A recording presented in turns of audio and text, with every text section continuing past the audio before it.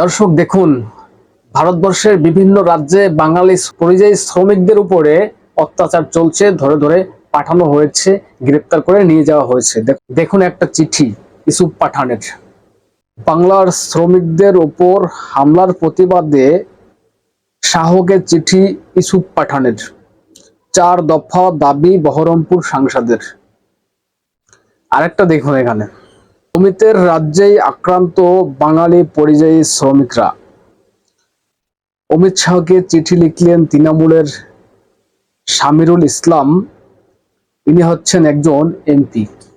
অমিত শাহকে 2 সাংসদ চিঠি লিখছেন যে বাঙালি শ্রমিকদের উপরে অত্যাচার হচ্ছে, এটাকে যেন বন্ধ করা হয়, এবং কিছু জ্ঞানও দিয়েছেন যে আমাদের রাজ্যে তো অন্যান্য রাজ্যের লোক আছে, আমরাও তো করতে পারি, আমরা তো করছি না। এসব জ্ঞানও অমিত শাহকে দেওয়া হয়েছে। দর্শক, অমিত শাহ কি করে এখন এটাই দেখার দরকার। অমিত শাহ কি পাত্তা দেন কি না দেন, সেটাই এখন দেখার বিষয়। প্রিয় দর্শক, আমি নয়ন রায়, আপনারা দেখছেন হাবড়া টিভি। দর্শক, পাচারটার কোনো সুযোগ নেই, পাচার চাষ নেই, অথেন্টিক পিওর বাস্তব রিয়েল কথাটা বলছি।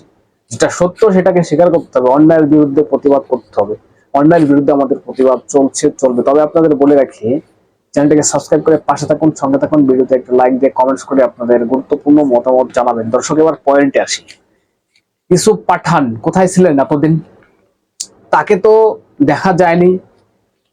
মুর্শিদাবাদ মালদায় যে ঘটনা ঘটেছে, যেভাবে হিন্দুদের উপরে অত্যাচার হয়েছে, সেই ঘটনায় তো তাকে মুখ খুলতে দেখা যায়নি।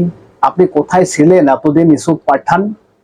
আপনি কোথায় ছিলেন? আপনার মুখ তো দেখা যায়নি, আপনার খবরটাও পাওয়া যায়নি এতদিন। আর আজকে পরিযায়ী শ্রমিক বাংলার, তাদের উপরে অত্যাচার হচ্ছে দেশ জুড়ে, উড়িষ্যা থেকে শুরু করে অন্যান্য রাজ্য, গুজরাট, এবং সেখানে সেইগুলো দেখে আপনার মনে হয়েছে যে অমিত শাহকে চিঠি লিখতে হবে। মানে কি এখানে কি আবার রাজনীতি করতে এসছেন? যে হ্যাঁ দেখো, আমি পাশে দাঁড়াচ্ছি, একটা চিঠি লিখলাম, মিডিয়াতে প্রচার হবে, একটা পলিটিক্যাল ফায়দা তোলার জন্য বক্তব্য দিচ্ছেন, চিঠি লিখছেন।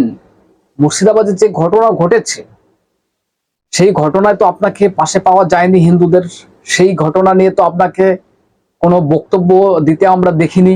চিঠি তো দূরে থাক, কোনো একটা সোশ্যাল মিডিয়ায় পোস্ট পর্যন্ত দেখিনি। আজকে কোথা থেকে এসছেন? কোথায় এসছেন? মানে কোথা থেকে আপনি এসছেন যে অমিত শাহকে চিঠি লিখেছেন?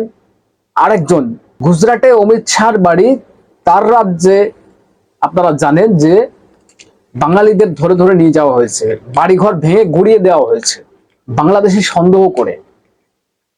সেই কারণে শামিরুল ইসলাম তোলামুলি, তিনি অমিত শাহকে চিঠি লিখছেন। কোথায় ছিলেন আপনারা? হিন্দু আক্রান্ত যখন হয়েছিল, বাড়িঘর ভাঙা হয়েছিল, মারধর করা হয়েছিল, তখন কোথায় ছিলেন আপনারা? আপনাদের মুখ তো তখন দেখা যায়নি। মুসলিম আক্রান্ত হচ্ছে এখন, তাই না? তাই সামনে এসছেন। হিন্দু মরে গেলে প্রবলেম নেই, মুসলিম মরে গেলে প্রবলেম আছে আপনাদের, তাই না? ভোট ব্যাংক নাকি? আপনারা দেখেছেন এই ঘটনা কেন ঘটছে?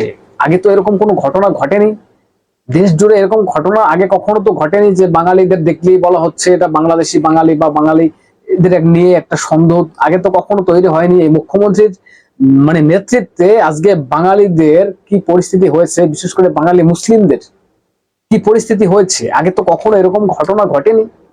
আপনারা দেখেছেন যে উড়িষ্যাতে এক ফেরিওয়ালা ফেরি করতেন, মানে বাংলা থেকে গিয়ে ওই বাংলায় উড়িষ্যাতে, সেখানে গ্রামবাসীরা বলছে যে আপনার বাড়ি কোথায়? বলছে কলকাতায়। কলকাতায় কোথায়? মুর্শিদাবাদ। মুর্শিদাবাদ শুনেই তাকে মারধর দেওয়া শুরু হয়েছে। ভাগ এখান থেকে, ভাগ এখান থেকে, ভেগে যা।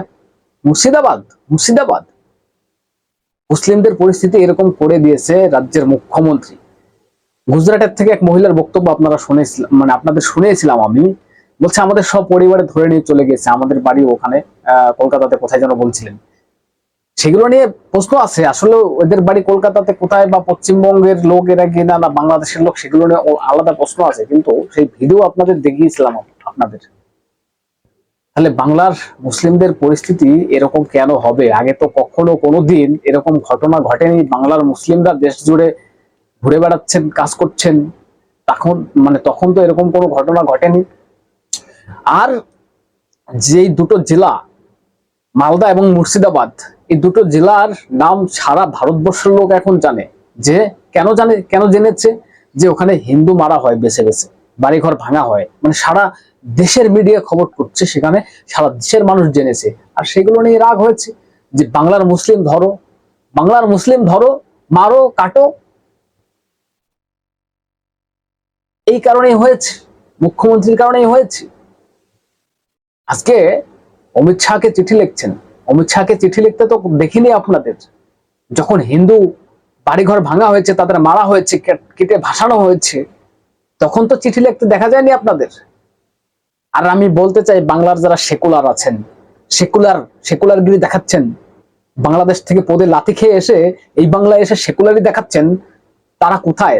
তাদের মুখে কুলুপ পেটে বসে রয়েছেন এক তোলামূল, এক সিপিএম, এক কংগ্রেস। তাদের মুখে কোনো আওয়াজ নেই, হিন্দু আক্রান্ত হচ্ছে কোনো প্রবলেম নেই তাদের। কাশ্মীরের ঘটনা নিয়ে, কাশ্মীরে এতগুলো হিন্দুদেরকে মারা হলো, তখন বলা হচ্ছে যে এরা জঙ্গি। তারপরেও বলবে না এরা মুসলিমরা ঘটিয়েছে এটা, তারপরেও বলবে না সেকুলারগিরি দেখাচ্ছেন বাংলায়। দেখি অমিত শাহ কি ব্যবস্থা নেয়। আরো হবে এরকম ঘটনা, দেশ জুড়ে আরো ঘটবে। দর্শক কি বলবেন? আপনাদের গুরুত্বপূর্ণ মতামত জানাবেন কমেন্টস করে, এবং নজর রাখবেন হাবড়া টিভিতে, চ্যানেলটাকে সাবস্ক্রাইব করে পাশে থাকবেন, সঙ্গে থাকবেন।